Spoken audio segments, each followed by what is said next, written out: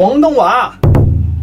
大家好，我係殿下。其實最近呢1-2年，認識咗好多語言學習者、教育者、研究者，加上自己學習語言嘅經驗，歸納咗5種最常見嘅語言學習方式。我會將每種嘅學習方式分為效率同埋趣味，評一評分。效率關乎你可以用幾短嘅時間學成一門語言啊，趣味就關乎你可唔可以學習嘅過程中增添動力，順利咁學成語言啊。希望可以分享俾大家作為一個參考。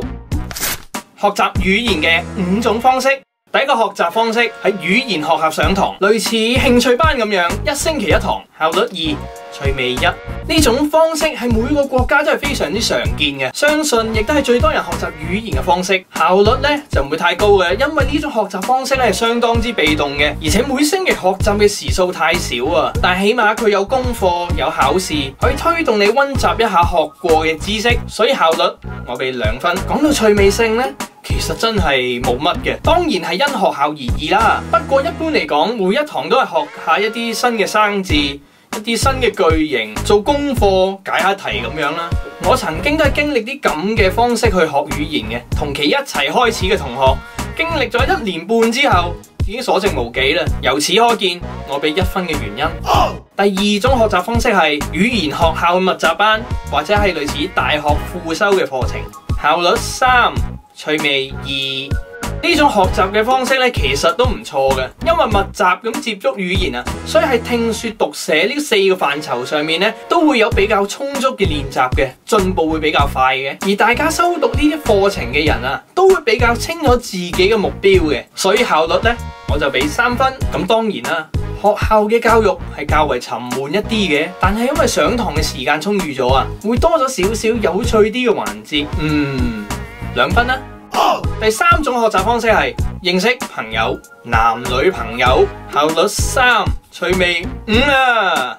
呢方法其實都幾犀利嘅，因為你學習語言嘅出發點啊，由被動變成主動咁學嚟同人哋溝通，有講唔出嘅單字，有講唔出嘅句型嘅時候咧，你嘅伴侶咧就可以充當你嘅字典、文法書，等你可以即刻就學識啊！不過殿下，首先你要有女啊！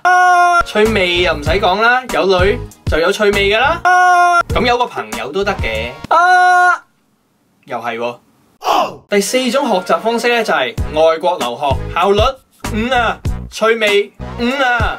呢種學習方式咧係最無敵嘅，透過完全浸入喺外語嘅環境之中，聽嘅、睇嘅、講嘅都離唔開外語，而所接觸到嘅都係最標準、最地道嘅用詞啊，所以效率咧絕對可以俾5分嘅。而我都揾唔到比呢個更好嘅學習方式啦。透過認識當地嘅人，同佢哋溝通接觸、娛樂玩樂下，每接觸到一樣新嘅事物，得到嘅嗰份文化衝擊啊，已經係學習嘅路上最大嘅樂趣啦。5分。如果以上4種都唔係你嘅學習方式嘅話，以下最後呢一種可能就係你嘅喎。最後一種學習方式就係自學，效率1，趣味1，壓軸嘅最後一個竟然係咁慘烈。係啊，首先自學代表你係無師嘅情況下，你要搜索適合嘅教材啦，咩基本發音啊、拼音啊、字母啊，都要由0開始去摸索啊。有時啲咩變音規則啊、口音差異啊，都唔係每本教材會話俾你知嘅喎，所以自學啊可以算得上係毫無效率嘅。趣味自然都唔使講啦，係冇人一齊學嘅情況下，孤軍作戰，係你將呢個語言學到一定程度，可以簡單溝通互動，睇得明娛樂節目等等之前啊，趣味自然係難以獲得噶啦，所以1分係冇計嘅。